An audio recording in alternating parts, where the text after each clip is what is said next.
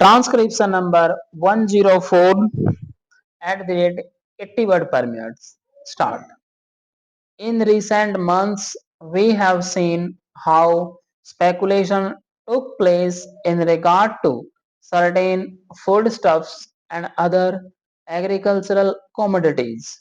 The Reserve Bank bulletins issued recently tell us that loads of money were advanced by a number of scheduled banks in order to back up speculative operations and buying of certain concerns.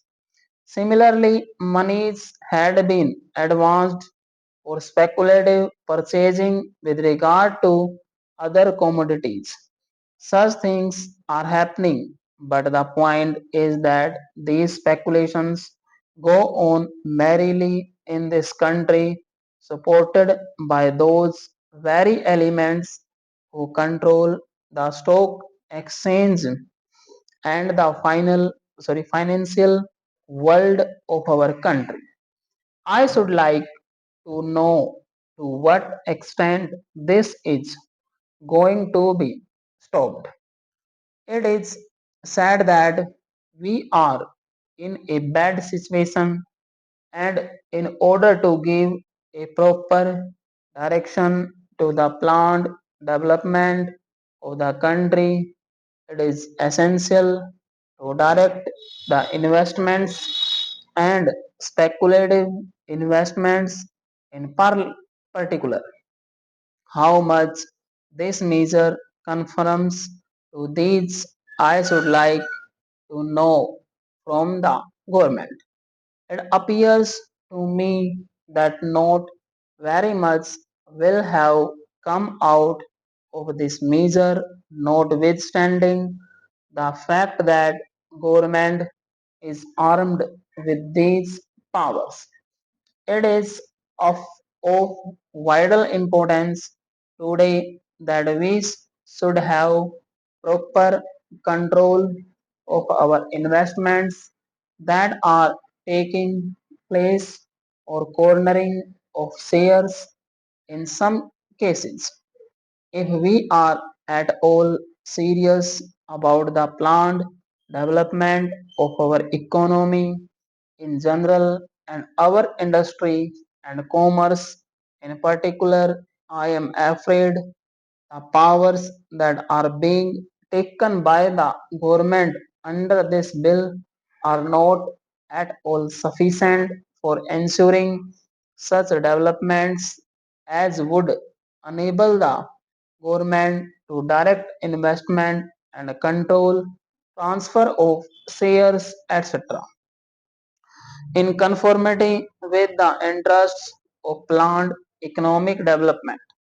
This is what I find from the reading of this bill, and even from hearing the speech that has been delivered by the Honorable Minister. I have also read the other speech he had made in the other house. That does not throw much light on the subject. I am not surprised because when the whole thing was being discussed and mooted by the government, the approach of the government suffered from certain deficiencies. So, that is to say, they were not so much keen on suppressing wholesale the speculative operations as on getting a certain measure of control over them.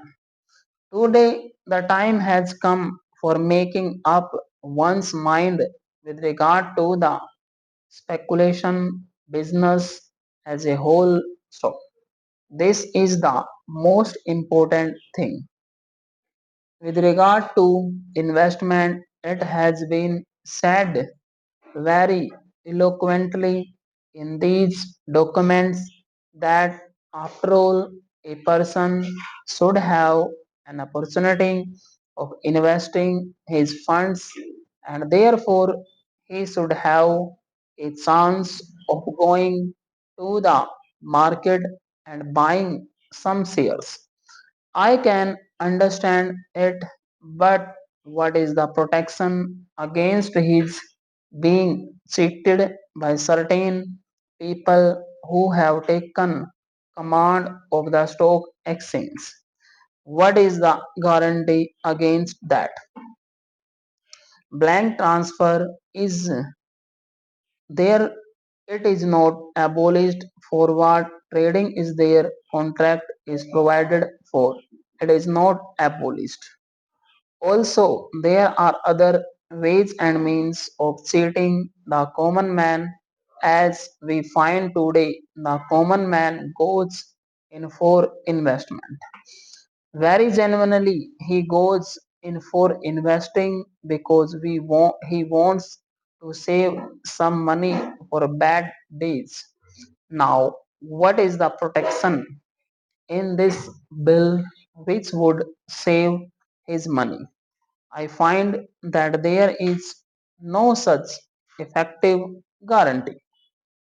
I should have thought that in considering this whole scheme of measures, the government would be interested in seeing as to how the heart of speculative operation could be crushed, namely the monopolists who control the stock exchange today.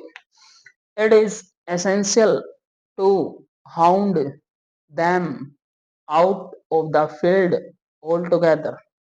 In Kolkata, they not only put up an outward show, but they have built underworld, and I suppose that underworld exists even today.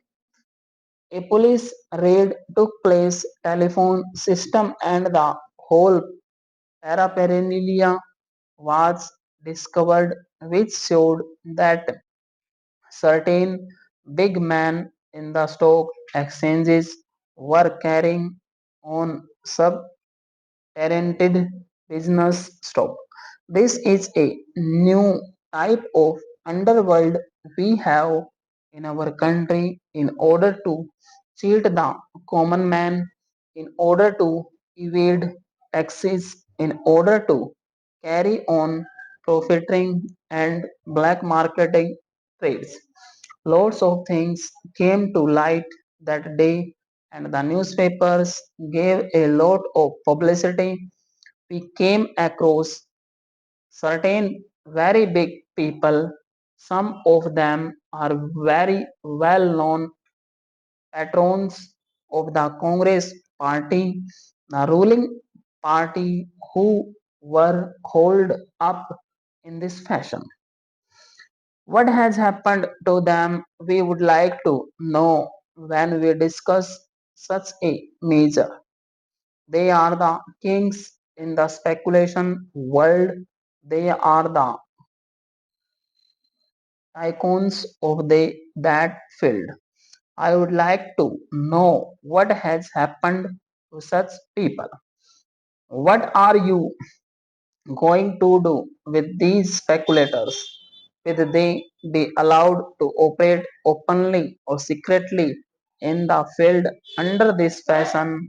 Or are you really thinking of taking some action against them, not merely for apprehending those people who have gone underground and started underground business in this manner, but also the possible recruits to that underworld? I would like to know. This is what the government should tell us. It is no use trying to bring in all technical questions explaining one clouds after another. This is important, but what we would like to know from the government is how you are going to check these elements who sit on top of the country as far as the stock exchange is concerned. These are very big and powerful people, and they need to be suppressed. with a heavy hand in the interests of our economy. I find the Honorable Minister piloting this bill is completely indifferent to that aspect of the matter. There have been cases where a person, a speculator, so to say, goes in for heavy purchases at one time. The heavy pressure boosts up the prices, then he starts selling it, thereby realizing the money he had spent for buying certain shares in the market. Stop. This